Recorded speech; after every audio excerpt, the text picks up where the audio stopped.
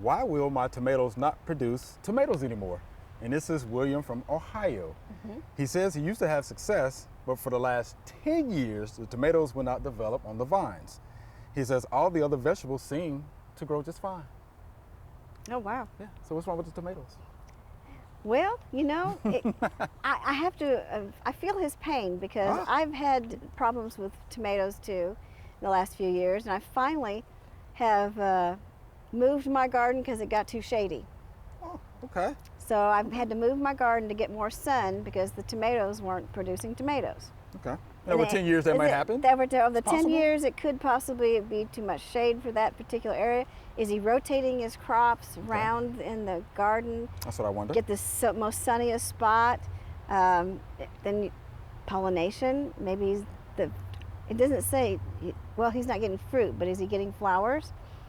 And if he's getting flowers, then I would consider that a pollination issue. All right. So could be like a pollination, or guess what? Could it be too much nitrogen fertilizer?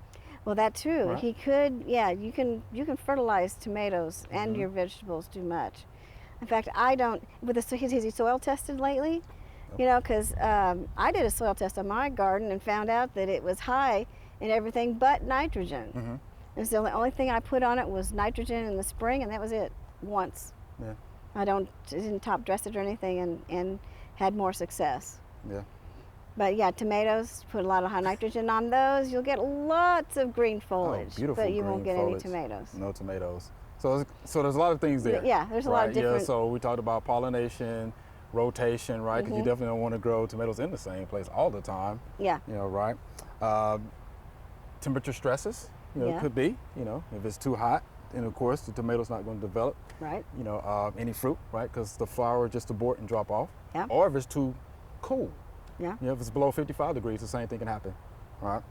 So yeah, Mr. William, a lot of things to think about. Getting a soil tester will help. Soil test, I think, would be a good place to start.